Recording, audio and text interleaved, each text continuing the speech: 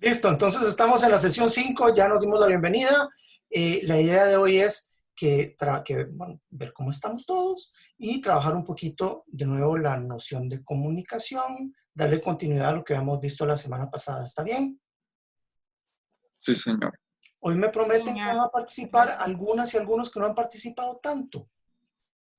Claro que sí, profe. Sebastián está perdido. Sofi Quesada participa pero por el chat. Don Warner, su música nada.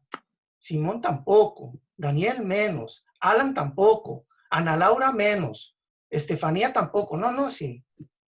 Mira, Carol Quesada, estamos completos, no lo puedo creer. Es que hay veces que por aquí, por chat, bueno, por videollamada, me imagino que es como que da un poquito más de penita. ¿Qué saben? ¿Saben algo más de la U o saben lo mismo que sé yo? Es decir, que vamos a seguir así durante por lo menos 2 o 3 semanas más.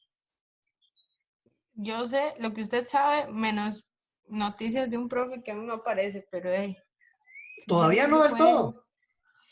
pueden. Tengo un profe que no ha avisado nada, ni sobre clases, ni nada así, entonces como Qué es torta, qué torta, qué torta. un poco. Igual tengo clases mañana, entonces todavía tiene hoy y mañana. Ok. Bueno, saben y sabemos que vamos a seguir así durante un tiempo. Em, Vamos a ver. La pucha, pero ahora somos más que la cantidad de miembros que la cantidad de estudiantes. En fin, no importa. Eh, Bienvenido, Miguel, bienvenido de nuevo. Ok. Bueno, la idea entonces es que continuemos con el trabajo en la noción de comunicación y que veamos ciertas cositas más. No sé si recuerdan, voy a compartirles la pantalla. Si recuerdan esta bellísima diapositiva de las 3 dimensiones de la comunicación, ¿se acuerdan? Sí. ¿Sí? Sí, Ok. ¿Alguno que me recuerde qué es comunicación como un hecho, comunicación como ingeniería y comunicación como teoría?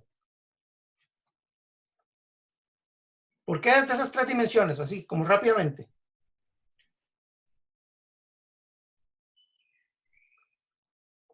Los grillos, silencio absoluto, las tenebras. Ya, profe, estamos pensando. Ingeniería recuerdo que era como la parte más técnica de la comunicación. Ok, muy bien. O sea, como el Intervenimos con análisis para campañas. muy bien. Como hecho, ¿qué es? Era en sí mismo el mensaje, ¿no? Como hecho sería así el mensaje o el acto. Como, digamos, si este Zoom lo analizáramos desde esas 3 dimensiones, el acto sería esto que estamos haciendo, que es esta interacción, digamos, directa en este tiempo, en este espacio. La ingeniería sería la estrategia que yo he montado para ir dirigiendo un poquito la conversación y la aprehensión del conocimiento. Y luego la teoría puede verse desde múltiples lugares. Podríamos verlo desde el interaccionismo simbólico, que es como nosotros intercambiamos sentido desde solamente la parte, la comunicación oral y con un pequeño componente visual. Podríamos verlo desde la incidencia de la mediación tecnológica en el proceso comunicativo. Podríamos verlo desde la comunicación como una co-construcción que todos que construimos a partir de mis intervenciones, pero también a partir de sus lecturas y de sus propias intervenciones. ¿Se entiende toda esa parte? Sí. Creo que sí. Sí. ¿En Santiago Sí. sí? Ok. no. ¿Quién dijo que no? Yo es el mejor alumno. Leo. Espérate que aquí no puedo ver quién está interviniendo. Leo. Don Leo. Ok. Muy bien, Leo. ¿Qué es lo que no entendiste? Ok, entonces la comunicación como hecho es el mensaje, digamos, algo que viendo la sesión de la semana pasada era como algo que ocurría, que la Exacto. comunicación era como hecho, es algo Ujú, que sí pasa, ujú. que la comunicación como ingeniería tiene que ver más bien como del área más como de planificación, porque ya es como más de masa y es algo como más estructurado. Es como se interviene sí, es como se interviene ante ese hecho o ante ese fenómeno. Uh-huh. Y que la comunicación como teoría, entonces es como...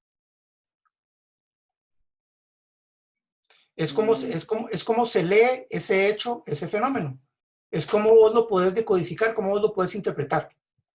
Y para eso existen distintas modalidades de lectura, ¿verdad? Porque al final a nosotros nos toca constatar que la comunicación existe. Nos toca, por momentos, tratar de intervenir o de moldear o de reescribir ese hecho que existe. Y nos tocará por momentos, y es parte de lo que ustedes van a ir formando a medida que vayan avanzando en la carrera, ¿verdad?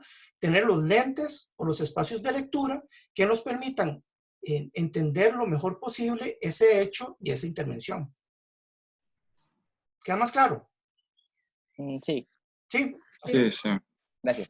Finalmente, si ustedes, digamos, si lo llevamos a una reflexión hacia las concentraciones, ¿verdad?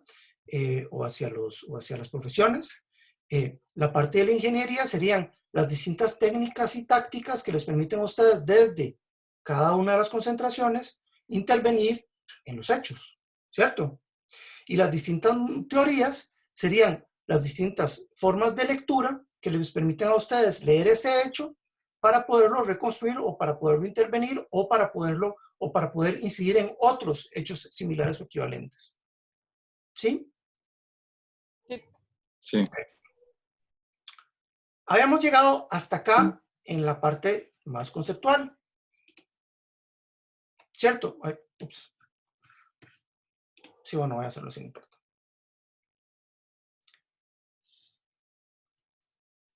Y acá habíamos llegado porque hemos visto unos bellísimos audiovisuales que ustedes trabajaron que nos permitían constatar, por un lado, la comunicación como hecho, por otro lado, la comunicación como instrumento, como herramienta, y por otro lado, la comunicación como lectura o como teoría. Y les había dicho que para ello, que les había pedido que hiciéramos una designación colectiva de cuál Vox Populi se merecía el oso de oro dentro de la comunicación. ¿Se ve en pantalla o no? Se ve el logo. Sí, Se sí. ve divino. Divino, sí. Profe, ¿y ese oso es de oro? Es de oro, es de puro oro. Wow. En realidad no es un oso de oro, es una imagen que El representa oso de oro. La estatua en forma de Es una oso. imagen de una ¿Saben qué son estatua los osos de oro, verdad? Me imagino, porque la mayor parte de ustedes se interesan en audiovisual. De la Berlinale. Ajá. Ah, Son el premio al audiovisual más importante de Europa, que han ido, bueno, eso junto con Cannes, digamos. ¿Y por qué un oso? ¿Qué significa ese oso? Los alemanes tienen un fetiche con los osos. El oso de Berlín, esas cosas. No sé, la verdad no sé por qué es un oso, pero podríamos tratar de averiguar. Sí, voy a buscar. Ese oso, Curioso. vean que es interesante, para que vean una forma, digamos, una lectura de la comunicación. Entonces, este oso es un oso, es un objeto, ¿cierto? A ese oso le atribuyeron un cierto sentido, ¿sí? Para que fuese considerado como un premio, como una recompensa, ¿sí? Como una forma de ir premiando, recompensando y estableciendo los criterios de cuáles son los mejores audiovisuales o cómo deberían de ser los mejores audiovisuales. Entonces, detrás de eso hay el pensamiento del audiovisual como una herramienta o de técnicas para mejorar el audiovisual, ¿cierto? Ese es como el segundo nivel. El tercer nivel, ¿cuál sería? Digamos, leer El de la teoría. como una teoría.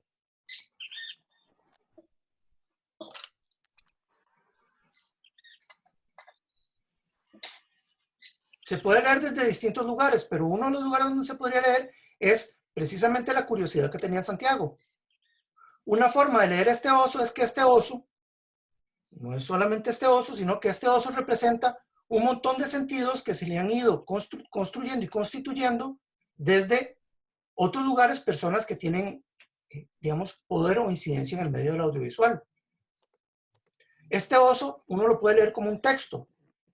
Este texto en realidad es un intertexto porque está compuesto de muchos textos más allá. Entonces, ¿cómo podríamos nosotros identificar, cómo podríamos nosotros traducir lo que es este texto? ¿Qué es lo que tendrían que hacer?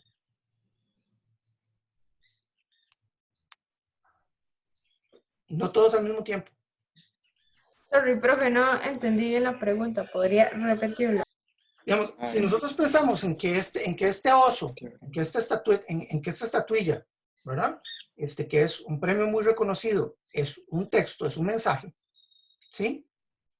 Los mensajes están constituidos de otros mensajes que los preceden y que los constituyen. Este oso como un texto está constituido de otros textos. Eso se llama la intertextualidad. Es cuando un objeto o un texto o un mensaje, ¿sí?, está constituido de muchos otros textos, muchos otros mensajes. Entonces, ¿cómo podríamos ir a leer la intertextualidad de este texto? De este oso. Pues probablemente en algún... Ah, mierda, esa chiquita la están torturando. Perdón. Dale, dale. En algún momento, pues una persona encontró al oso como una clase de símbolo importante, probablemente de fuerza o coraje o algo así, una de esas varas. Y pues lo decidió tomar como un símbolo para reconocer a algo. Y el oro siempre desde la infinidad de los años ha sido reconocido como, pues, como algo de valor, como algo superior, supongo yo.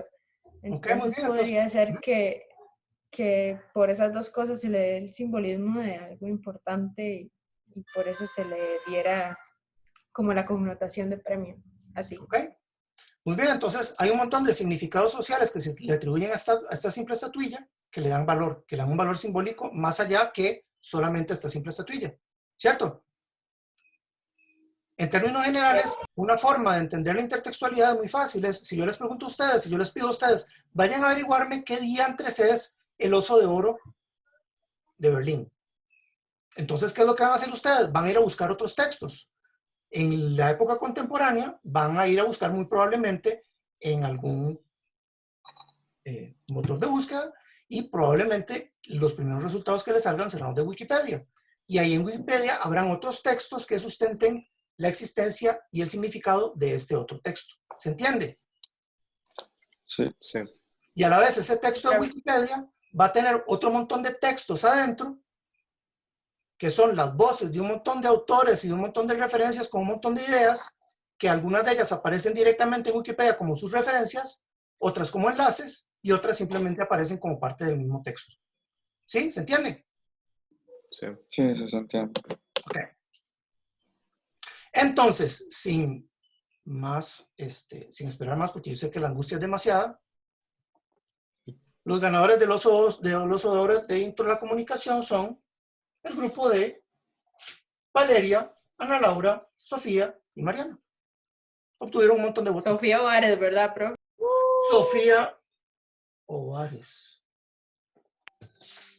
Voy a seguir jodiéndolo por confundirme con Sofía Quesada, lo siento. Ay, perdón, Sofía Ovares. Yo no te voy a confundir.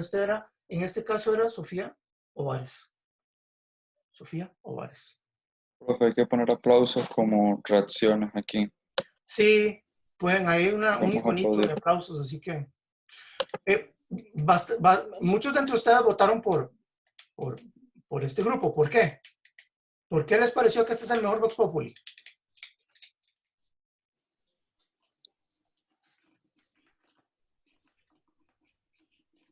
Yo honestamente porque me pareció bonito y pues transmitió bien las cosas y la explicación estuvo bonita. Entonces por eso voté por él. ¿Ok? ¿Alguien más? Me gustó la participación de la señora, donde ella decía que la comunicación es la expresión, que se pueden expresar sentimientos, problemas, que se puede expresar el ser y que, bueno, en un sentido ella dijo que la comunicación también es recíproca, debe ser recíproca. ¿Qué está haciendo mi papá? Entonces, aparte de la edición y todo, me pareció muy rico en contenido. Y en edición, digamos, sí, un 50-50 se fue ahí. Fue muy, muy completo. Ok. Gracias. Estoy teniendo como dificultades con mi bendito Zoom. Entonces ya no los encuentro.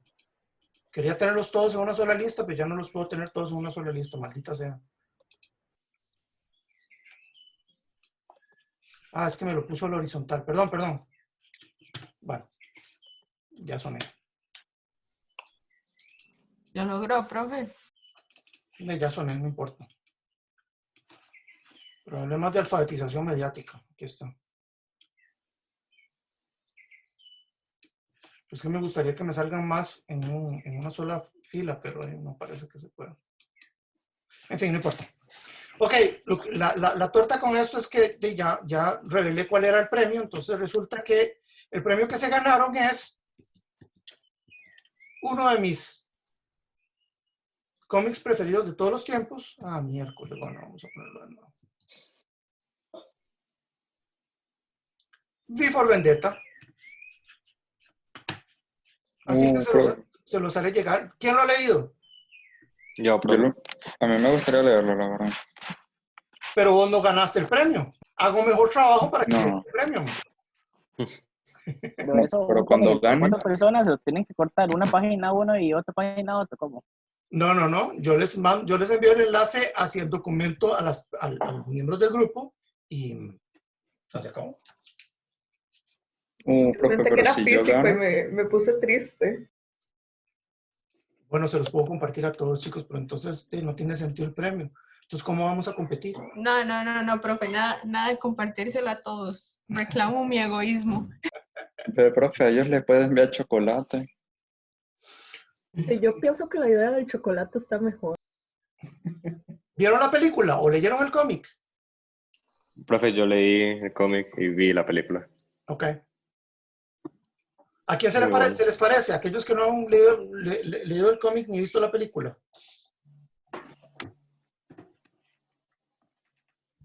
¿Conocen a ese personaje? No, Siento porque es que anónimo. de ese cómic salió lo de los anónimos y eso que se ponían esas máscaras. Ok, muy bien. ¿Saben de dónde sale? De Guy Fawkes, el revolucionario. Ok, ¿qué hizo Guy Fawkes? Quería hacer una explosión en el Parlamento, ¿no? Ajá. Y lo agarraron. Bueno, lo agarraron, creo que solo lo agarraron a él, ¿verdad?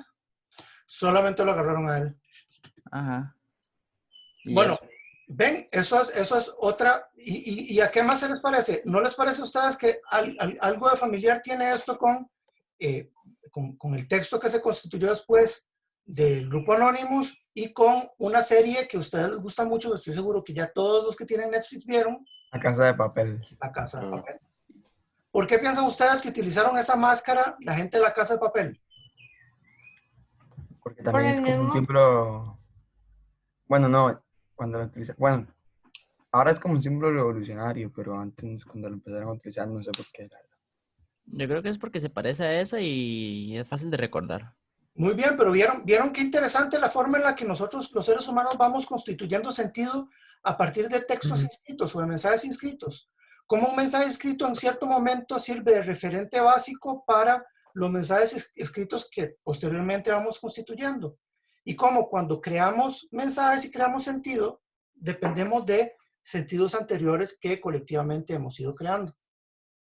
Profe, yo había leído que en realidad la máscara de la Casa de Papel se basó en la cara de Salvador Dalí por ser un símbolo, digamos, representativo y también con ese significado. Sin embargo, se parece muchísimo a esta máscara. O sea, hay demasiada relación. Probablemente al ser este un símbolo de la anarquía, como han dicho varias veces, y Dalí también como este símbolo representativo, ambas cosas, para las personas que conocen ambas caras, es como un mensaje del subconsciente y de inmediato uno piensa en la anarquía, en que son personas que van contra el sistema, contra la policía y se Con un familiarizarse. Fue una excelente forma de generar un sincretismo de significado por parte de los guionistas de La Casa de Papel. Efectivamente, es una manera de juntar varios significados que no necesariamente se leían juntos, pero que funcionan muy bien juntos. Y hay otro elemento importante de Dalí, que es muy importante para el público primario de La Casa de Papel, es que es español también. Es parte de ese imperio. ¿Sí? Sí, les da como ese patriotismo aparte. Claro. Que si hubieran usado esto hubiera sido más como americanizado, supongo, en algún modo. Pero Dalí le da ese patriotismo. ¿Quiénes vieron La Casa de Papel? Todos. Pueden levantar la manita. A mí me falta la última temporada, pero es que tengo resistencia porque Nairobi es mi personaje favorito y Oh, no no. lo sé. Lo siento mucho. Yo solo vi la primera temporada porque no me gustó. ¿En serio? ¿No te gustó? Sí. Ay, qué vacilón. En general gusta mucho. Yo vi las primeras 2 temporadas, la tercera no me gustó, entonces la dejé de ver ahí. Pero me dicen que no está tan mal. No tan buena como la primera, pero no está tan mal. Es que siento que al alargarla tanto lo que hace es perder la esencia en sí de la historia, porque la primera temporada tiene una esencia muy rica y se siente un montón, entonces... Eso fue lo que no me gustó, pero para nada la temporada 3. Yo sentí que estaban tratando de alargar la mercantilización del producto, reconstruyéndola, pero ya perdió gran parte de su esencia. No sé. Es como, no sé si algún otro ha visto Élite, en realidad es bastante una serie adolescente, pero tiene ciertos detalles como interesantes y siento que ya esta última temporada es la que tiene que cerrar. Si la siguen, lo que va a hacer es perder el sentido de la serie y así es como se van al carajo la mayoría de las series, de hecho. Es que sí. Sí, siempre como que en las series terminan como que haciendo más de lo que tienen que hacer y cuentan más de lo que realmente importa, solo para sacar más plata, pero...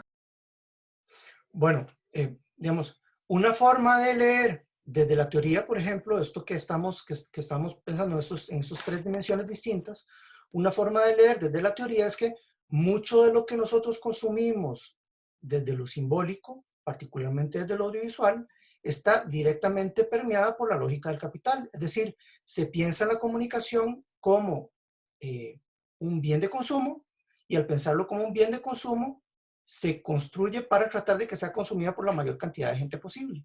Entonces, probablemente La Casa de Papel, si uno la juzgara solamente por méritos, digamos, de calidad narrativa, se hubiese quedado en 2 temporadas. Pero su éxito comercial hace que le quieran seguir sacando el jugo. ¿Me explico? Es una forma de leerlo también. Sí, sí. ¿Sí? Bueno, últimamente Netflix como que está haciendo mucho eso. No sé si se han dado cuenta. Incluso con Stranger Things, yo siento que ya tenían que haberle dado su cierre para ver una 4ª temporada también, así como varias otras series. Y están comenzando a hacer cosas que se cuidaron mucho al inicio de hacer, pero que el rédito comercial hace que las comiencen a evaluar cada vez más. Yo no sé si vieron esta especie de telerrealidad documental sobre los tigres. Vi que está en Twitter, así de trending, pero el Tiger no sé de qué King, trata. que se ha transformado en todo un movimiento y que ha sido en las últimas semanas el contenido audiovisual más visto en Netflix. ¿Alguien lo ha visto? No. La verdad, No. yo hasta ayer pude arreglar el Play, entonces no he logrado ver nada sí, en Netflix profe. en una semana. ¿Quién dijo Yo sé que los gringos están así como que adictos a esa Yo. cosa, pero realmente no lo he visto. Don Sebastián, ¿fuiste vos el que lo vio? Sí. No haga spoilers, ¿no? Porque la gente que hace spoilers apesta. Pero, digamos, ¿puedes contarles tu impresión general del audiovisual? No lo he terminado todavía, pero o sea, la historia es muy interesante y bueno, tiene como demasiadas partes que de como para unirlos, ¿verdad? Y es que eso es lo que le puedo decir como sin spoilear nada, ¿verdad? Pero sí es muy interesante y o sea, es una historia larga. Y sí. Tal vez sin spoilear, lo que les podemos decir a las compañeras y a los compañeros es que el documental demuestra, es una demostración muy clara de lo terriblemente decadente que se ha transformado la sociedad, la sociedad contemporánea. Es fuertísimo en ese sentido ese documental. Cómo la sociedad de consumo nos ha hecho ser seres absolutamente despreciables. O sea. Y lo que es increíble de ese documental, yo me lo comí todo en un día, es que pese a que uno sabe que es terrible ver el documental, porque es terrible el que sea el documental más visto, uno igual lo sigue viendo, porque logran jugar con la herramienta de una forma que hace que uno se mantenga muy interesado, aunque los personajes sean de lo más despreciable que uno pueda, digamos, concebir. Es decir, que, por ejemplo, hayan dedicado todas sus vidas a lucrar con la reproducción de los tigrecitos. Yo no sé si ustedes sabían que es algo que es increíble, que denota ese documental, es que hay más tigres en cautiverio en Estados Unidos que lo que hay de tigres libres en el resto del mundo, pero mucho más, como el triple. O sea, que viven en casas de la gente. Tigres, de verdad, o sea, tigres. Pero, profe, ¿dónde está el documental que está en Netflix? Netflix. Ok. ¿Profe? Sí, en Netflix. ¿Cómo es que se llama? The Tiger King. Está en el chat. ¿Profe? The Tiger King.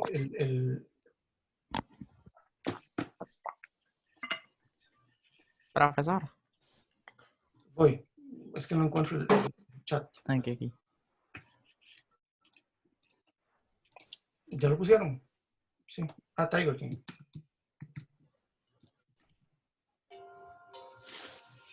Es tremendo, o sea, vale la pena verlo. Está muy bien hilado en términos narrativos, o sea, pero es tremendo, o sea, es una cosa triste. Son personajes súper excéntricos, raros. Algunos de ellos, inclusive, que yo recuerdo haber visto siendo más jovencillo, cuando aparecían en tele por primera vez haciendo los talk shows, y uno decía, mira qué chiva, lleva animales salvajes y todo esto, pero en fin. Lo que hace también la ambición del dinero y de la fama. No sé si invitarlos a verlo, porque la verdad es que es un documental que es medio tristón, pero bueno, como experimento audiovisual es interesante. Y les decía todo esto porque Netflix está pensando seriamente en comenzar a producir cada vez más contenidos de ese tipo, que son contenidos tremendamente sensacionalistas y amarillistas, bien hechos, pero tremendamente sensacionalistas, que se aprovechan de lo peor de nosotros los seres humanos para generar vistas y contenidos. En fin, ¿cómo estamos? ¿Muy cansadas? ¿Cansados? No. Tampoco. Un poquito. Estamos aquí relajados, profe. Relajados. De la vida, sí. De la vida. Bueno, otra manera, digamos, la idea de estas sesiones es que vayamos nosotros conceptualizando desde distintos lugares la complejidad o la amplitud que tiene la noción de comunicación, ¿verdad? Entonces, ya vimos una desde 3 dimensiones distintas, como hecho, como ingeniería y como teoría. Vamos a ver un par más juntos y quiero que ahí me ayuden un poquito para que no nos muramos del aburrimiento. La comunicación se puede entender también desde su dimensión de lenguaje, desde el lugar desde el cual se construye sentido. Claramente, el lenguaje no es estático, el lenguaje es dinámico y el lenguaje va desarrollándose con el tiempo. Pero el lenguaje no puede producirse solo, es decir, el lenguaje no se produce, no lo produce un solo individuo. El lenguaje requiere, para poder existir en colectivo. ¿Cierto? Sí. Entonces, la comunicación se puede comprender como lenguaje, La comunicación se puede comprender también como interacción, que es complementaria. Es decir, dado que una sola persona no puede comunicar y requiere de otros para poder construir sentido, requiere interactuar. La comunicación se puede comprender desde la interpretación, es decir, ya no tanto desde sus bases de significado, digamos, abstractas o generales, desde el significado construido en interacción, sino que además desde lo que nosotros como individuos le agregamos a esa relación entre el lenguaje y a la interacción, que es la interpretación. Y la comunicación también se puede entender, y es importante entenderla, desde la incidencia de la mediación, es decir, desde ese lugar que media la construcción de significado, que media esa puesta en común. ¿Ok? Son 4 niveles distintos desde los cuales se puede leer la comunicación. ¿Sí? ¿Más o menos? Ok. ¿No? Sí. Sí. El texto que teníamos para la semana pasada, pero que extendemos para hoy, que es un texto un poquito largo, ¿verdad?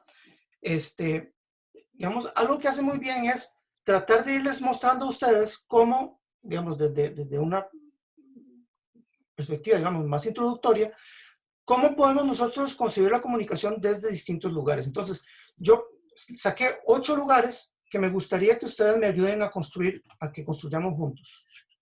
¿Ok? Wow. Si se hace,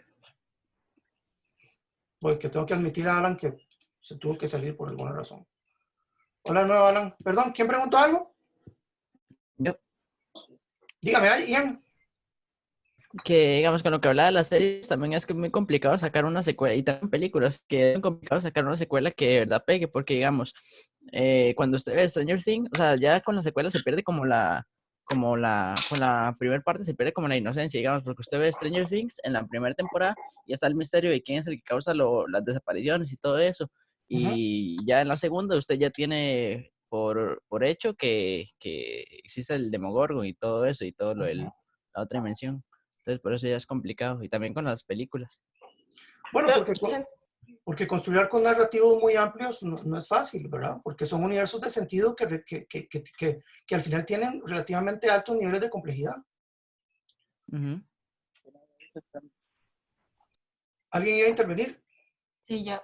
Probablemente por eso mismo pegó también la segunda temporada de La Casa de Papel, porque es una continuación directa de la primera temporada. Digamos, en la primera temporada no se ve una conclusión, sino que sigue hasta la segunda. Por eso Sí, siento yo como que como segunda parte. fueron 2 temporadas como de mucho provecho para ellos, pero ya la tercera y cuarta es como una acción muy ambiciosa por... Ahora, yo les voy a lanzar la pregunta siguiente para no alejarnos demasiado de Netflix porque sé que es un tema que a todos nos interesa. ¿Qué es lo que hace de un audiovisual? ¿Qué es lo que hace que un audiovisual sea importante para ustedes?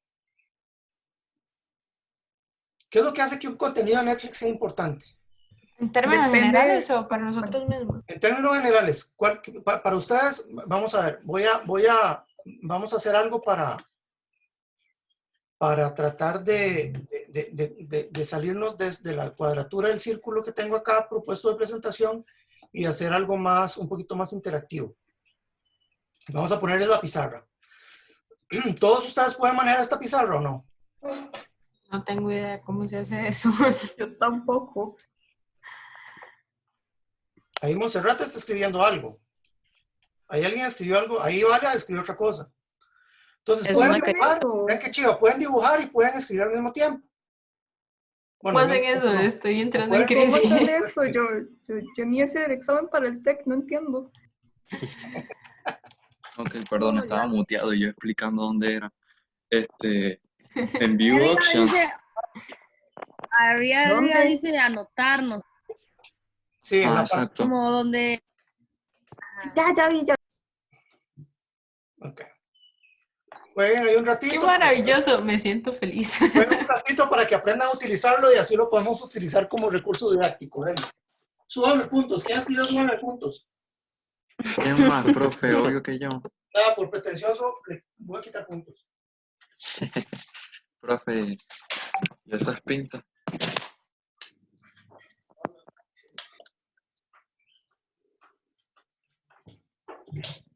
Ok, Ay, dibujé algo, no sé cómo borrarlo. Ah, listo, listo. buenísimo. Ahora, ya, borren todas esas huevadas, por favor. Suficiente juego. A trabajar. Tomen, todos borrados. Uy, lo que es tener el poder, qué emoción. Todos borrados. Todos borrados. Todos borrados. Sofi, si seguís, uy, ok. Entonces, para ustedes, en un par de palabras, ¿qué es lo que consideran que es? Vamos a ver. Para ustedes, ¿qué es lo que hace una serie de Netflix importante? O un contenido de Netflix, puede ser una película audiovisual de Netflix importante. No sé si sonará trillado, pero la calidad. Ok. Profe, para mí, o sea, como que sea igual de entretenido, o sea, que entretenga y que también sea lo suficientemente interesante, porque si no hace ninguna de las dos cosas, va a pasar como le pasó a usted con la tercera temporada de La Casa de Papel, que, o sea, que no le pareció como lo suficientemente interesante y parecía que se repetía. Ok. Es Simón, ¿verdad? Es que no te Sí. veo. Ok. Apuntalo ahí, Simón. Entretenimiento. Profe, es que viera que no sé cómo escribir, o sea, sé cómo usar el papel, digo, No sabe cómo el escribir. lapicero. ¿Cómo llegó a la universidad? Sí. Ahí dice texto. Ahí dice texto, entonces hace una cuadrícula y escribe. Profe, es que estoy en el celular. No se Entonces, preocupe, como estoy que... molestando, sí. estoy molestando. se puede. Entretenimiento, Simón. Profe, yo siento que también es, por ejemplo, cuando sale una serie o algo así, entonces como que en Facebook como que empiezan a hablar mucho de esa serie y entonces como mucha gente está hablando de esa serie, entonces dice, voy a verla porque todo el mundo está hablando de esa serie. Tenga repercusión, entonces. Profe, ¿escribimos ahí? Sí, escriban, porfa. Ah, ok. Yo siento que es importante que tengas buena profundidad. Sí, eso iba a decir yo. Hay series O sea, que, como la historia que sea bien contada, no solo así como que, ok, digamos, ponemos esto porque sí, o sea. ajá, hay series que, digamos, tienen, por ejemplo, las de comedia, que buscan una comedia muy fácil basada en el decir vagina. Y ya, ese es todo el chiste de la serie, de las 5 temporadas de esa serie, de 5 variedades. En cambio, hay otras que sí, digamos, tienen eso y además tienen esa, digamos, esa, un poco más de profundidad en ese guión, en esa historia, que hace que valga más la pena. Ok, muy bien. Bueno, yo lo iba a decir más como por el lado de que la serie los haga pensar y tengan como que averiguar ciertas cosas, pero que la lectura de esto o la formación de ideas no sea tan complejo. Ok. Entonces que contribuyan algo. Ajá, y además que no sea tan difícil como dice la compañera, que no sea tan difícil de leer, porque si no también uno ya se frustra y que también se le interesa. Ok. Es que siento que es algo como muy personal, porque cada persona ve, o sea, le importa mucho diferentes cosas y cuando es algo audiovisual hay muchas cosas que analizar, o sea, porque puede ser que a mí me gusta mucho una serie o, bueno, un material porque es bonito, pero la historia es pésima o el sonido está pésimo y no sé, el diálogo está muy bueno. Vean que no Entonces los puse, mucho como vean de... que no los puse en términos de gusto, lo puse en términos de importancia. Profe, para explicar Perdón. lo que acabo de poner, perdón, no sé si iba a decir algo más, o lo interrumpí, pero No, adelante, participen, me encanta que participen. hay series que, digamos, tienen temporadas muy cortas y lo que hacen es, en el primer capítulo, enganchar, gastar tiempo en absolutamente nada durante casi todo el desarrollo de la serie y en los últimos 2 capítulos hacer como un cliffhanger y arreglar todo y ya, entonces lo atrapa uno en 3 capítulos, pero uno se vio otros 5 de absolutamente nada. Entonces siento que como un ritmo adecuado para la serie es capítulo a capítulo ir desarrollando la historia en una manera orgánica, por decirlo de algún modo, de manera que cada capítulo tenga algo que interese pues, al receptor de la serie. Porque hay series que usted puede, como, eso se le criticó mucho a Game of Thrones en su tiempo, que el primer capítulo era muy bueno, la temporada era muy, muy lenta y el último capítulo era tan bueno que uno deseaba ver la siguiente temporada inmediatamente. Entonces, genera como esa ansia, supongo. Okay. Es como Walking Dead con todos los capítulos, que no pasa nada en el capítulo y al final sale algo emocionante para que usted quiera ver el siguiente, pero luego en el siguiente otra vez y vuelvan a hacer algo para que usted quiera ver el siguiente. ¿De dónde viene Walking Dead? Sí. The Walking Dead es un cómic.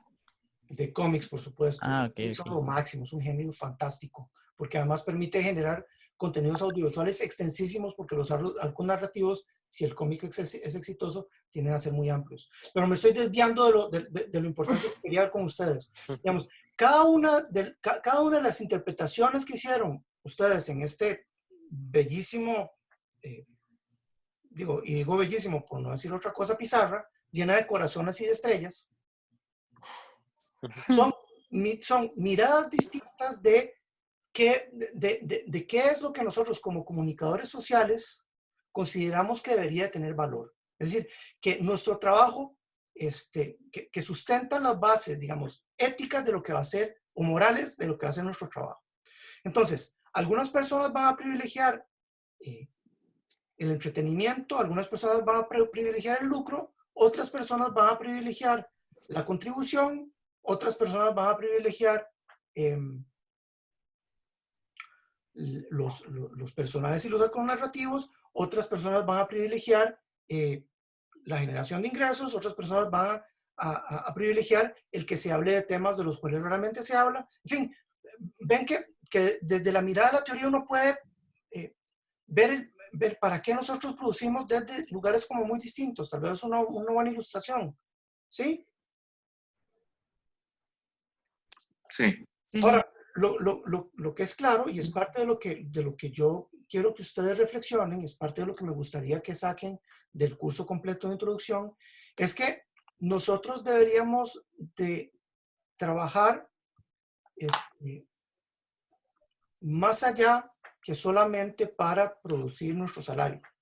Y los contenidos que nosotros generamos, particularmente proveniendo de una universidad pública, deberían de alguna manera contribuir en algo a la sociedad y sobre todo contribuir en algo a las personas que menos tienen en nuestra sociedad. Entonces, parte de lo que ha sucedido es que el mundo de las comunicaciones, el mundo de la comunicación, se ha insertado en un sistema que es relativamente perverso y es un sistema que privilegia el lucro y el entretenimiento antes de las necesidades básicas. Cuando yo les digo que es terrible que nosotros pasemos tiempo, por ejemplo, dedicando, no sé, 12 horas de nuestra vida a ver The Tiger King, es porque hay un montón de otros temas en nuestro cotidiano que son mucho más importantes y que se ven invisibilizados porque estamos viendo Tiger King. ¿Se entiende? ¿Sí? Sí, obvio. Sí, sí. Entonces, claro,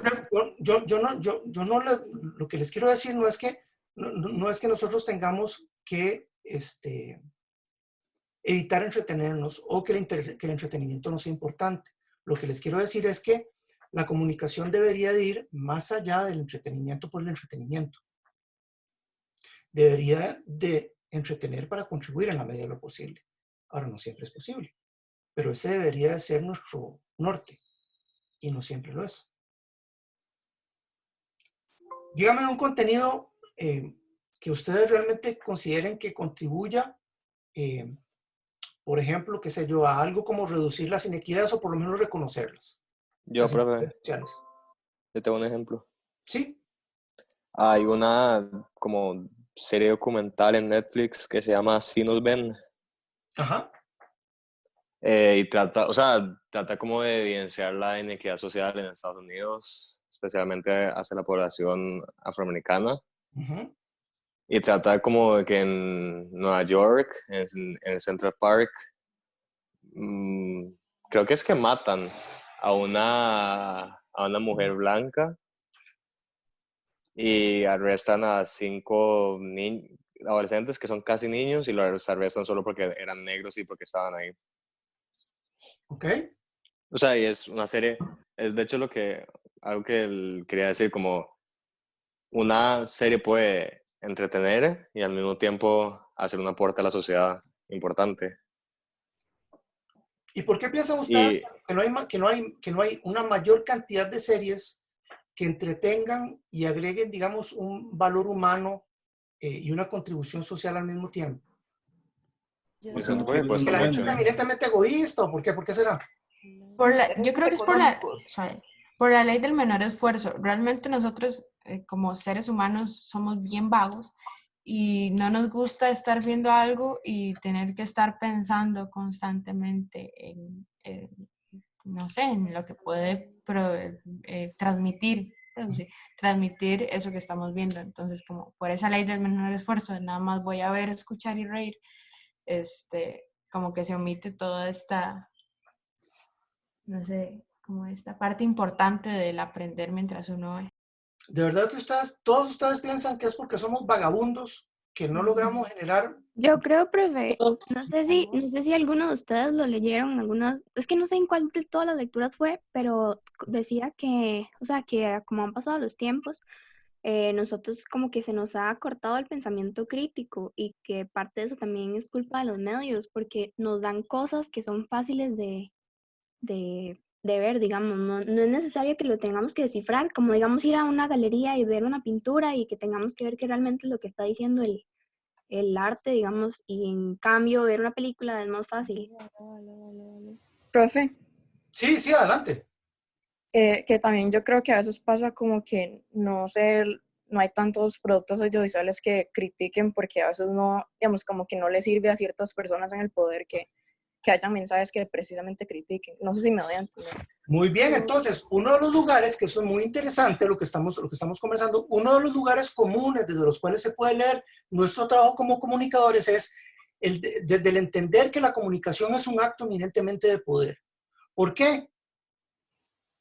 Porque es un acto de poder. De poder en un montón de sentidos.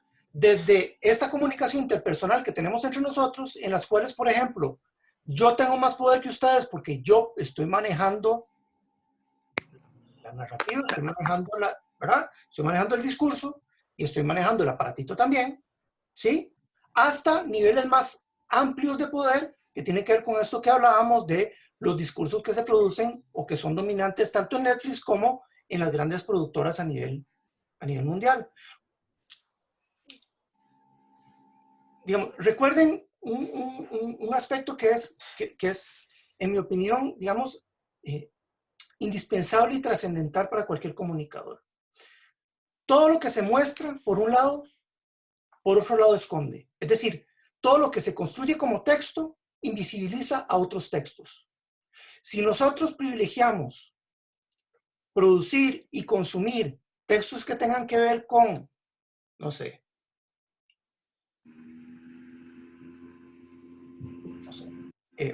violencia gratuita en otras realidades o con no sé, las Kardashian, ¿sí? La gloria y la celebridad, ¿sí? Estamos conociendo y leyendo ese tipo de discursos. Al mismo tiempo, estamos invisibilizando otro montón de discursos que deberían de tener también valor y que deberían de tener inclusive más valor. Como aquello que nos contaba, ¿quién nos contó el de las desigualdades en Nueva York? Yo, profe. Simón.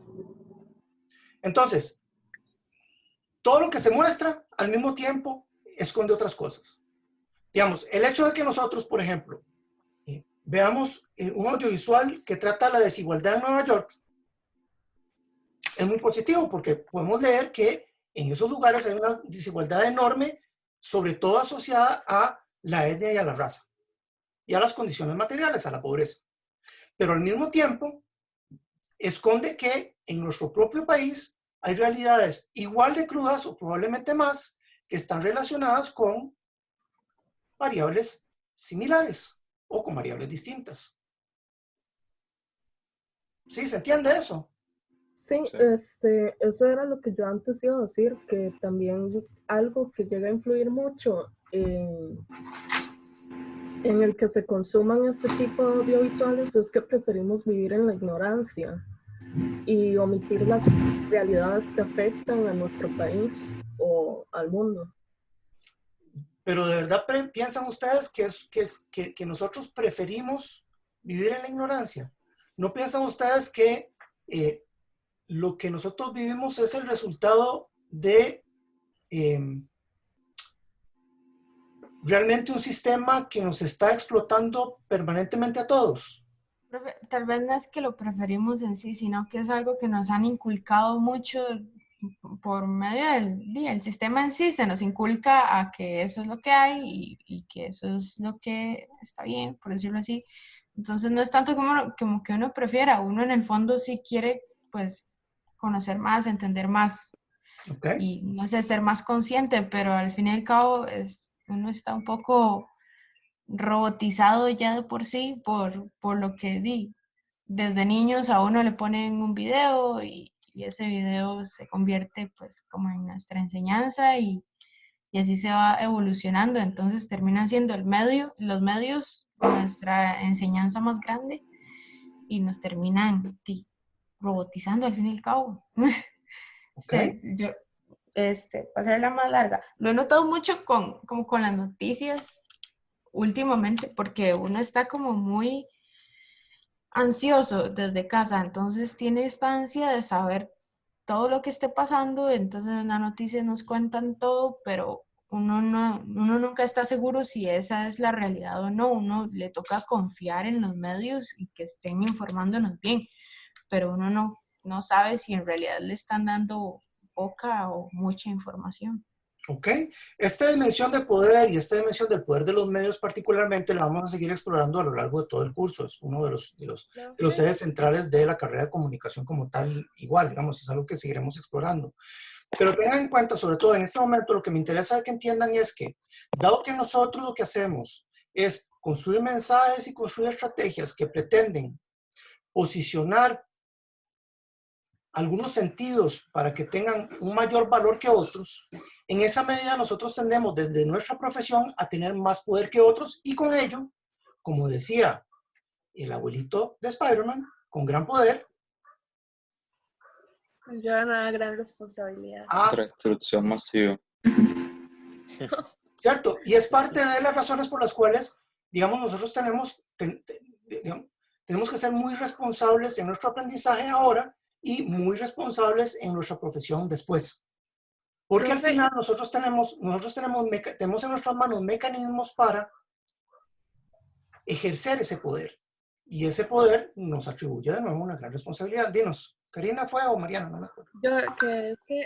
Volviendo a lo que alguien habló un poco sobre la ignorancia, yo siento como que los medios de comunicación nos llenan tanto, así, de tanta información que uno ya no sabe, digamos, qué es real y qué no. Y digamos que la gran mayoría tiende como a creer casi que todo lo que le sale como en Facebook o cosas así, en lugar de indagar por sus propios medios para ver si es cierto, nada más como que ya lo cree, porque hay como muchas noticias así como falsas y usan mucho clickbait. Entonces, tal vez ni siquiera leen el artículo, ya con el clickbait ya como que se lo creen. Bueno, porque eso tiene que ver con las dinámicas propias de la construcción colectiva de sentido, que cada vez son más breves y cada vez más aceleradas. Entonces, cada vez se informa más y cada vez se comunica menos. Cada vez nosotros recibimos una mayor cantidad de datos, pero cada vez nos damos menos tiempo para procesarlos. Digamos, el frenesí colectivo en el que estamos es parte de esta lógica. Es parte de ese mecanismo de poder. Vean que es increíble cómo desde el colectivo hemos logrado posicionar un tema, vivimos en un monotema, como hablábamos la vez pasada, en el bendito coronavirus, que lo que hace es esconder chorrocientos temas que probablemente son más importantes. Digo, todos entendemos que la amenaza de la pandemia es terrible y que la realidad de la pandemia también puede ser terrible con la cantidad de muertes. Pero todos entendemos también que hay un montón de cosas más que las muertes en la pandemia, que hay un montón de cosas más que el aislamiento en la pandemia y con el coronavirus. Por ejemplo, se tiende a hablar muchísimo más de contagiados y de muertos con este fenómeno que de lo que realmente va a generar como consecuencias el aislamiento, como consecuencias individuales y colectivas. ¿Sí? Sí. Entonces, usted, yo no sé si lo nota, pero hay una confrontación muy fuerte y muy grande entre lo que nosotros leemos desde afuera y lo que nosotros vivimos y sentimos desde adentro. Es decir, desde fuera se vive como un pánico y como un miedo muy grande con respecto a una enfermedad. Y desde adentro nosotros vivimos una angustia muy grande porque estamos viviendo en el cotidiano cosas a las cuales no estamos acostumbrados, que nos angustian, pero a las cuales no se le da el significado, digamos, en términos colectivos que debería. Digamos, sí.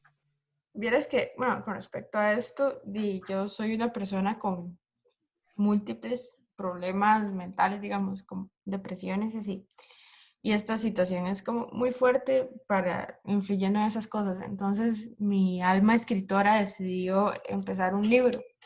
Es como un tipo diario de lo que se va registrando en mi cabeza durante, durante la cuarentena. Lo empecé la semana pasada, lo voy haciendo por semanas. Y sinceramente me hace gracia porque se nota mucho como la diferencia de... Siento que en cierta parte en los medios terminan romantizando la cuarentena como algo súper chiva, como algo que es para estar en familia y para disfrutar en familia, y al fin y al cabo uno que lo siente, que lo vive, entiende que harta, que enferma. En realidad no es tan bonito como lo ponen los medios, como en todo. Entonces, no sé si gustaran cuando termine la cuarentena, por tanto termine el libro, se los podría pasar para ver qué les parece. Claro, sería muy bonito. Sí, justo como estaba diciendo Sofía, y yo también había leído en estos días de que, o sea, más allá de todo el aislamiento y todo eso, cómo podría tener consecuencias a futuro, especialmente en enfermedades mentales, porque el aislamiento prolongado sin interacción social no es algo que se haya visto mucho en la historia, porque inclusive en las anteriores pandemias que han habido en la historia de la humanidad, nunca había habido como un encerramiento tan grande, y cómo eso podría influir, ¿verdad?, en los próximos años en la salud de las personas, incluso en cómo se van a desarrollar después de la cuarentena las propias relaciones humanas y qué tanto podrían llegar a cambiar. Muy bien. Yo quería aportar algo, o sea, pues, el tema pues cansa igual, pero de ahí se me hace curioso el hecho de que mucha gente ahorita está experimentando ansiedad, pero por el hecho de que no se le da visibilidad a las enfermedades mentales en los medios, mucha gente no se está dando cuenta que está sufriendo de ansiedad y que realmente, o sea, no sé cómo explicarlo, o sea, porque muchas cosas, o sea, yo tengo ansiedad y muchas cosas como de, que la gente está diciendo como, ay, es que estoy como que poniendo más atención a ruidos raros y como que siento que algo va a pasar así feo y todas esas cosas, pero es más, o sea, es algo normal de la ansiedad y por el hecho de que no se le da visibilidad, la gente no sabe cómo darse cuenta que es eso, entonces, no sé, me hace curioso. Bueno, claramente nosotros, digamos, nuestra ecología informativa hace que nosotros como sociedad seamos cada vez más ansiosos. Es decir, el fenómeno de la ansiedad no va a ser más que aumentar en los años que se vienen. Ahora, con este tema del virus y con este monotema del aislamiento, efectivamente hay un montón de consecuencias de las que se habla muy poco y que van a ser probablemente mucho más graves que la cantidad de muertos que tengamos en el país. El encierro va a generar un montón de consecuencias tremendas y ya las está generando. Lo que pasa es que de eso no se habla. Pero más que hablar del bendito coronavirus que nos tiene a todos podridos, o sea, lo que me interesaba develar de esto es que al final nosotros colectivamente construimos sentido hacia ciertos lugares porque hay mediadores que hacen que esos se transformen en los temas dominantes, haciendo que otros temas que aunque nos duelan a nosotros y los sintamos, no sean abordados y no sean tratados de la misma manera y no se les dé el mismo valor. ¿Se entiende? Sí. ¿Sí? Se nos dice que la comunicación es verbal y no verbal, eso ya ustedes lo saben, que es tanto individual como colectiva, que no puede pensarse solamente desde lo individual ni solamente desde lo colectivo, que depende de procesos de interpretación individual y de interpretación colectiva. ¿Sí? De convenciones, de valores. que construye identidad y que es parte de nuestra memoria histórica. ¿Cómo hace la comunicación para construir identidad, chicos? ¿Cómo hace la comunicación para construir identidad? Con sentido de pertenencia. ¿Cómo hace para construir sentido de pertenencia? Por medio de símbolos como bandera, o por ejemplo, como en el caso de un país, tú no te identificas con el país, pero por tantas imágenes o simbologías que tienes sobre él, al final terminas como sintiendo los colores. Muy bien, eso es la forma, digamos, más común, pero esos símbolos, ¿qué son? Esos símbolos son la inscripción material que permanece en el tiempo de la memoria de un grupo, ¿cierto? Y eso se materializa de múltiples maneras, no solamente desde los signos y los símbolos patrios, sino desde, ¿qué más? Actitudes. Desde valores, desde convención, desde convenciones, ¿desde qué más? Tradiciones. Sí, ¿desde qué más? Profe, una pregunta. El Para, propio lenguaje. para la comunicación, digamos, influir en ese tipo de identidad, digamos, se necesita mucho la repetición de eso, ¿verdad? O sea, de ese elemento que se quiere formar como identidad. Pero, o sea, prácticamente es como una repetición que está implícita en ciertas cosas donde uno casi no lo capta. Bueno, habrá cosas que se captan, otras que no, pero ahí está como escondido en los elementos que ellos usan para comunicar implícitamente eso, o sea, eso que quieren plasmar, o esa identidad, siento yo. Uno de los signos indispensables para la construcción identitaria es la música, por ejemplo. Sí, totalmente. ¿Cierto? Es decir, hay un cierto tipo de música que nosotros consideramos como parte de nuestras raíces. ¿Sí? Otro tipo de música que no tanto. Exacto. Hay cierto tipo de contenidos audiovisuales que nosotros consideramos como propios, hay otros que no tanto. Hay cierto tipo de contenidos escritos que nosotros consideramos como propios, otros no tanto. ¿Por qué piensan ustedes que a nosotros los costarricenses, personas de otros países nos consideran casi como gringos? Porque justamente, tenemos una... perdón. Tranquilo. Dele. Tenemos como una apropiación muy grande a las cosas estadounidenses. Al fin y al cabo, como que los ticos tenemos en cierto punto un orgullo patrio un tanto débil. Entonces nos gusta absorber lo que vemos. Porque somos unos wannabes. Porque somos unos wannabes, puede ser. Están siendo más críticos y más duros con nosotros de la cuenta. En gran parte porque nosotros hemos tenido dificultades históricamente para construir nuestra memoria y perpetuarla en distintas inscripciones. Porque porque lo foráneo ha ido construyendo nuestra memoria al mismo tiempo que lo propio. Pero nosotros tenemos una identidad muy distinta a la de los gringos. Lo que pasa es que la vemos menos porque la confrontamos menos al externo. Es decir, no hay momento en el que uno se sienta más tico que cuando tiene que vivir afuera. Yo no hay momento en el que me haya sentido más costarricense que los 10 años en que estuve viviendo en Canadá. Y me sentía muy diferente y soy muy diferente al canadiense promedio. No pasa solamente por los recuerdos o por los referentes comunes, por la música común, por ejemplo. Yo tenía, o tengo, más referentes comunes en términos de la música con personas de mi edad de Montreal que lo que tengo con personas de mi edad de alguna zona rural perdida en nuestro país. Porque pasa por lo que nosotros consumimos y consideramos como propio en cierta época. Yo en mi cierta época de enajenación escuchaba mucha música electrónica. Y eso constituye parte de mi identidad individual, pero parte de mi identidad grupal también. Ahora, yo pasé escuchando música tropical la mayor parte de mi tiempo en Montreal.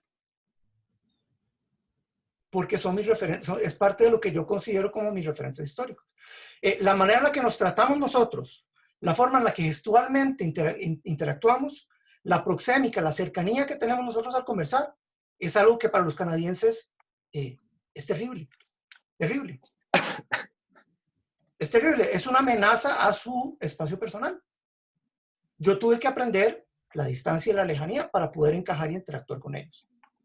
Entonces ven como la memoria que sustenta la identidad no solamente se inscribe en textos escritos, en símbolos patrios, sino que se inscribe en el cotidiano, se inscribe en la forma en la que nosotros interactuamos en el día a día. Sí. Desde el lenguaje para arriba.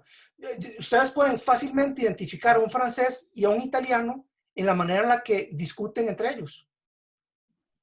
Porque tienen una forma de comunicación no verbal muy, muy particular. Las personas que estuvimos en el Franco, por ejemplo, podemos desde la caligrafía identificar si alguien viene de Francia o si alguien no viene de Francia, porque tiene una forma de escritura, una caligrafía muy particular. Profe, y eso de la identidad también, o sea, es como muy loco porque hay tantos factores que influyen, perdón. Por ejemplo, el clima. Digamos, si usted se pone a ver en los países fríos, donde prácticamente el mayor tiempo del año pasan, ya sea con nieve o eso, la gente tiende más a estar en la casa, a usar ropa muy abrigada, ¿verdad? Pero usted va a un país del Caribe, qué sé yo, no sé, Cuba, donde el calor es casi que siempre, ¿verdad? Hay mucho calor. La gente es completamente diferente, es más extrovertida, justamente porque la ropa que usa es más un short, una blusa, y la gente en la calle habla y esto y demás. Y a veces ciertas cosas, rasgos culturales, también dependen por ejemplo, en este caso, del clima. Y a veces, considero yo...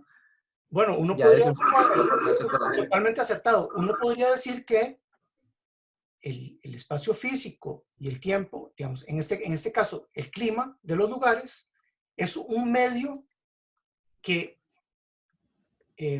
interfiere, que incide en la construcción colectiva del sentido. Por supuesto. En los países, por ejemplo, que tienen estaciones muy marcadas, particularmente inviernos muy fuertes, la organización social es totalmente distinta. La puntualidad, por ejemplo, es totalmente distinta. Si en Canadá, en invierno, el bus no llega en el minuto en el que dice que va a llegar, uno puede perder la nariz, por ejemplo. Profe, y vienes que a mí me parece eso también el clima apto, porque usted ve, qué sé yo, por ejemplo, en el ámbito cultural, usted ve a los peruanos y cuando ellos, por ejemplo, demuestran su folclore cultural peruano, utilizan vestimenta abrigada y todo, y se entran mucho a esas zonas. Y usted compara con otros países y dice, oiga, pero yo en ningún lado veo cultura de antecedentes abrigados y todo eso, y usted se va, qué sé yo, es Colombia y ellos son un carnaval, y entonces también por medio de culturales, digamos, qué sé yo, el baile, demuestran como la identidad propia de cada país y el clima interviene mucho, incluso hasta en eso, y eso se transmite alrededor del mundo y deja cierta perspectiva o visión de cada zona. La manera en la que nosotros generamos signos a partir de nuestra experiencia que tiene que ver con el clima, que tiene que ver con el lugar, que tiene que ver con los espacios, ¿sí? Todas esas formas en las que vamos dejando testimonios de la experiencia vivida, ¿sí? Todos esos signos se transforman en significados que construyen la memoria histórica de un lugar y que construyen el arraigo de su identidad. Vean que todo eso se lee mejor desde la comunicación. ¿Se entiende por qué? Si nosotros entendemos que el sentido se constituye a partir de todos esos signos y todos esos símbolos que se van construyendo en el cotidiano colectivamente, nosotros podemos ir decodificando después cómo es que todos esos signos y todos esos significados se construyen. Y se construyen a partir de lectura, escritura y lectura. La comunicación no es solamente lectura, la comunicación es L-E-L, lectura, escritura, lectura. ¿Se entiende esa parte? Sí, sí se entiende. Sí. Tengo que acelerar un poquito porque ya llevamos 1 hora y 18 minutos y ahorita nos vamos todos a vomitar. Y mi hijo ahorita empieza sus clases a las 10. Un par de conceptos más que son muy importantes, que tienen que ver con algunas de las cosas que hablamos ahora. La comunicación siempre es situada. Yo no sé si ya se los había mencionado, pero es otra de las grandes enseñanzas que tiene que tener este curso. La comunicación siempre es situada. Siempre se tiene que leer en un espacio y en un tiempo determinado. Si nosotros modificamos el tiempo y el espacio en el proceso comunicativo, modificamos el sentido y por ende no es la misma comunicación. ¿Se entiende? Sí. El espacio y el tiempo determinan el sentido y al determinar el sentido determinan el proceso comunicativo. Y por último, la comunicación pasa por medios. Y los medios no solamente son los medios de comunicación que conocemos tradicionalmente. Los medios son todos aquellos espacios-tiempos que filtran de alguna manera la construcción de sentido. Entonces, como bien decía Walter, por ejemplo, el clima puede ser un medio para la construcción de sentido. Esta interacción que tenemos a través de Zoom tiene varias capas de medios que inciden en la construcción de sentido. No sería lo mismo trabajar juntos la noción de comunicación en clase presencialmente que lo que intentamos hacer acá a través de Zoom, a través de mi compu y a través de sus distintos dispositivos. ¿Cierto? Sí, es cierto, es cierto. El medio condiciona el proceso desde dos lugares. Desde la forma en la que modifica la construcción de significados desde el lenguaje, ¿sí? Y desde la forma en la que modifica el carácter espacial de nuestra interacción. Y finalmente, y este es el cierre, esto es como, me hace gracia que ese artículo, la autora de ese artículo haya cerrado con esto porque es muy bella, es que existe una gran confrontación entre pensar la comunicación como competencia o desde la competencia y pensar desde la comunicación como solidaridad o desde la solidaridad. Son dos grandes modelos que se han pensado como en confrontación, pero que no necesariamente tienen que serlo. Nosotros podríamos pensar en una comunicación desde la solidaridad en competencia. Es un poco lo que hablábamos de, lo que sustenta lo que hablábamos de que para ustedes qué es lo importante en un contenido de Netflix. ¿Cierto? Miércoles. No, sí, profe. Yo como 2 diapositivas nada más y ya casi se nos acaba el tiempo.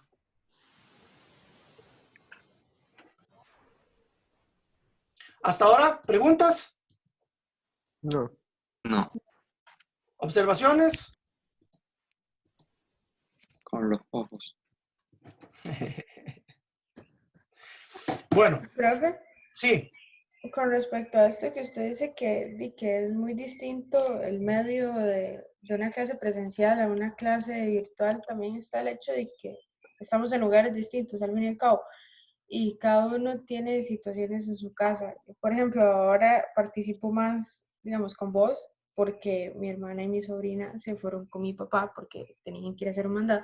Entonces ya no hay interrupciones. Entonces lo que pienso es que probablemente muchas de las personas que no participan es porque en sus casas o no tienen micro, puede ser, o tienen alguna situación en su casa como que les impide querer participar, por decirlo así. Entonces, eso es como un impedimento muy grande, es el hecho de que estamos en lugares distintos, con vibras distintas, y cuesta muchísimo conectarse realmente.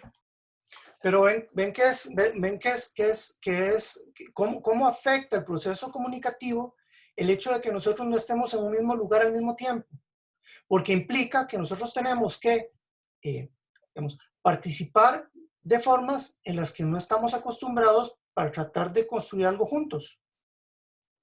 Al final, todos tenemos una condición distinta desde material, desde donde estamos, es decir, material, es decir, física, con familia, sin familia, con un espacio físico como o no, y al mismo tiempo podemos ver una parte muy chiquitita de lo que queremos decir. Solamente la voz, solamente la parte verbal. Todo lo no verbal que es indispensable para entendernos, lo tenemos amputado. Pero es parte de... Sí. Fabi, venga. Ok, vamos a seguir con la presentación la próxima semana, si les parece, porque no quiero... Fabi, eso es otro juego. No quiero que se nos haga demasiado larga la parte, venga, la parte... La puerta ahí escondida. Y este que está ahí es Fabián, se llama Fabián Celedón. Fabián Celedón Marroquín. Hola, Fabián. Hola, Fabián. Hola, Fabi. Ok, va a funcionar como nuestro esclavo del día de hoy. Le pedí que fuera nuestro esclavo, ¿verdad, Fabi? ¿Qué te parece? Bueno, sí. Fabi tiene 7 años. ¿Y qué? ¿Y qué? ¿Y qué te gusta hacer? Me gusta jugar Minecraft. Oh. ¿Ven? A mí también. Parece que hay un Minecraft de la U, ¿no? Hay que buscar el Minecraft de la U. Hay un mod de la U. No sé, bueno, Fabi está acá porque en su rol de esclavo nos va a ayudar a hacer la maravillosa tómbola Celedón. La tómbola Celedón es mejor hacerla cuando estamos en persona, pero dado que no estamos en persona, Fabi nos va a ayudar. Entonces Fabi les trae este objeto aquí, y les va a tocar a ustedes decirle que saque un papelito. ¿Ok? Este es azul. Azul es la prima de Fabi y es mi sobrina. Como ya está más grande, se deja menos ser esclavo. Toma, Fabi, haz tu trabajo, si no, no te pago. Ok.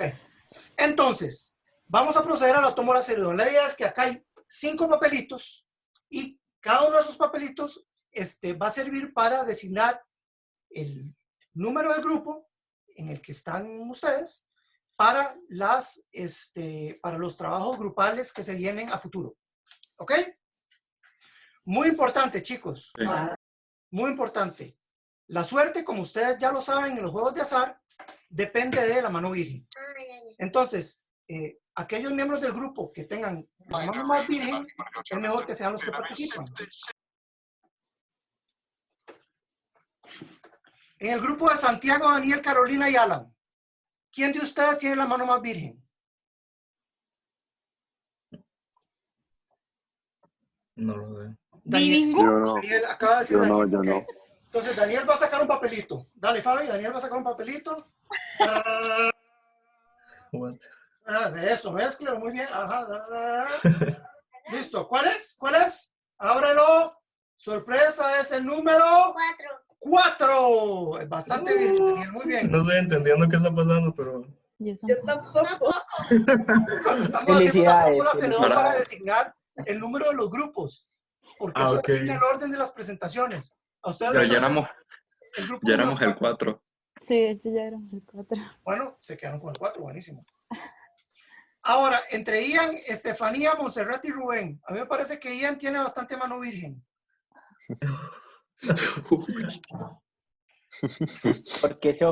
Porque es el líder. Ok, entonces, Ian. Vamos, Fabi, por Ian. Por Ian. ¿Qué quiso decir, profe? Por Ian. Ok, ¿cuál le salió? El 1. El número 1. No Ian. puede ser. Les toca el grupo número 1, generado completo. Ajá, papá, se sacudió. No, para que vea. También son el único número primero, porque en Mario Kart, cuando uno es el primero, puede ganar. Bueno, ahora se ganó ser el primer grupo que presenta, lo siento mucho. Ahora con el grupo de Valeria, Ana, Sofía y Mariana. Sácalo, a ver. No pregunto. Ya no. Grupo número 3. Ajá. Ok, les toca el grupo número 3. Porque se me acaba el tiempo, chicos, perdón. El grupo de Ana, Miguel, Carol y Karina. El 2. Dale, Fabi, dale. ¡Número 2! ¡Ay! La pegaron. Y entonces el último grupo, Fran y compañía, Fran, Sebastián, Simón, Sophie, Warner, les toca el número 5. Entonces, Bien, papá. 5, son los últimos. Somos los últimos, entonces todos los errores vamos apuntando y vamos corrigiendo. Hola, Ima. Bueno, chicos, ahora sí se puede ir chu, fuera. Gracias. Chao, chao. Profe, tengo una pregunta. Sí. ¿Para qué son estos Como grupos? Ana, soy yo. O sea, somos Ana Laura, somos el 3. Ustedes son el grupo, vamos a ver, Ana Laura son el 3, sí. Ah, ok. Ana Gracias. Salas es el 2. No, ok, sí, ok. Estamos. Perdón por no introducirlo bien, es que me enredo también, me disculpan. Entonces, la idea del juego era, la tómbola Soledad es para designar el número de grupo para designar el orden de los grupos en las presentaciones grupales. Si bien recuerdan, cada tema va a tener que ser presentado y moderado por uno de los grupos. Al grupo número 1, por ejemplo, le toca presentar el tema de la comunicación interpersonal en 2 semanas. ¿Pero qué es esto? ¿Presentaciones? Sí, montan una pequeña presentación y les toca a ustedes moderar el tema unos 30, 40 minutos. A partir de la lectura y tienen que buscar un par de lecturas adicionales. Ya va, pero ¿cuál es? Ah, ok, ya. Creo que ya sé cuáles son. ¿Se Las entiende? presentaciones. ¿Quieren que veamos el plan de curso de nuevo? Sí, no, preguntar, ya que se supone que que ya vamos a terminar sobre lo del fotoreportaje. Sí. Ya les puse, perdón chicos, es que yo trato de medir el tiempo, pero yo también me estoy acostumbrando a ya les puse la guía en el Dropbox, ¿ok? Entonces se las voy a mostrar en pantalla para que la veamos rápidamente juntos si les parece. Y si no les parece también, porque ya saben quién tiene todo el poder aquí. ¿Ok? Entonces, lo habíamos introducido un poquito la semana pasada. La idea es que hagan un fotoreportaje en grupo.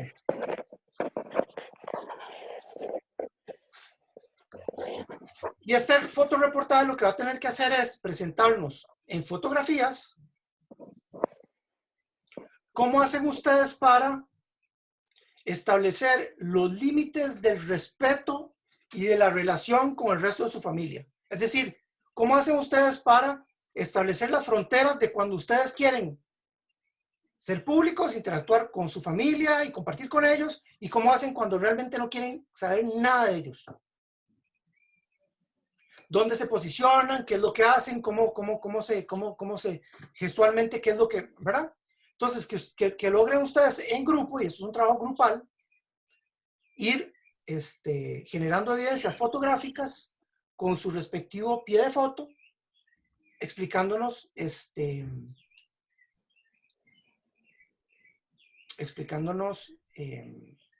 cómo es que hacen para o juntarse o cómo es que hacen para aislarse de sus realidades cotidianas. Lastimosamente para esto van a tener que bañarse. Pero bueno, igual cae bien bañarse de vez en cuando, chicos. Ok, y son los mismos grupos de la otra vez, me imagino. Son los mismos o sea, son como, vamos grupos fijos ya. Sí, vamos a continuar el resto del semestre con los mismos grupos. Esos son los grupos de trabajo. ¿Ok? ¿Recuerdan cuáles son? Sí, sí. Están igual. Súper bien, entonces.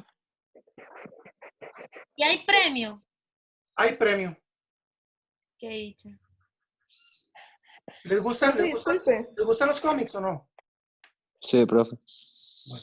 Para el siguiente, profe, para cuando gane, me da Watchmen.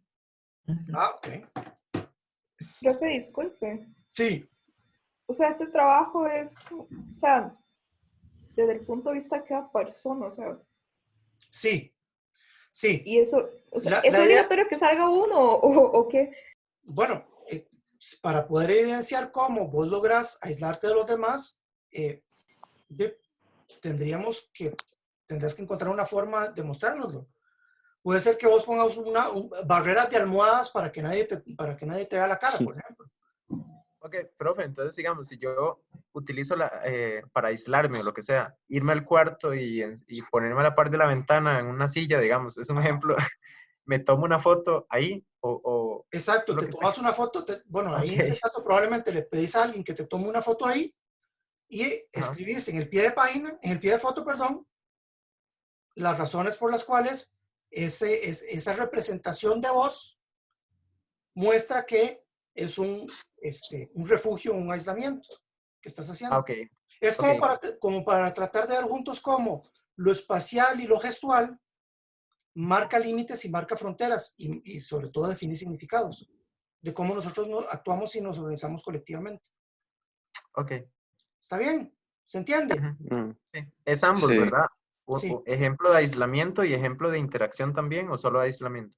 Pueden hacerlo, o sea, como ustedes quieran, mientras, en tanto represente el aislarse o el participar, pueden, cualquiera. Ok, gracias. Puede ser. Más abajo decía. ¿Perdón? Perdón. Un poquito más abajo decía que eran 10 imágenes. Ajá. ¿Pero 10 imágenes cada uno o 10 imágenes en total? No, unas 10 imágenes en total. Unas 2 imágenes por persona, digamos. Ah, está bien. ¿Ok?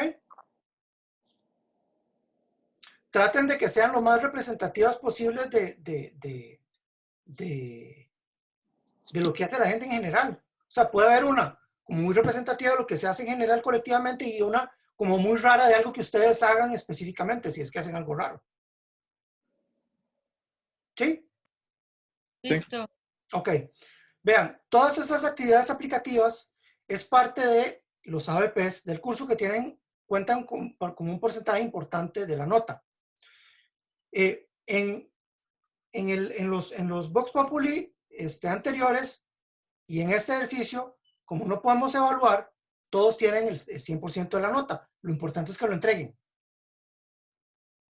Para que podamos aprender juntos. ¿Está bien? Una pregunta, ¿eso es para, perdón? Eso es para la próxima semana. Ok, listo. ¿Y hay que subirlo a dónde? Esto lo pueden, voy a crearles una carpeta en el Dropbox y lo pueden poner ahí, por favor. Está bien. ¿Ok? Sí. Les iba a pedir otro trabajito adicional para que se mantengan ocupados.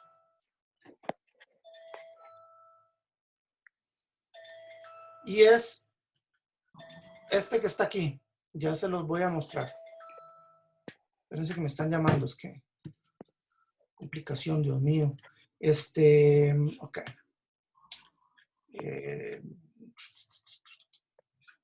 Se los voy a mostrar aquí.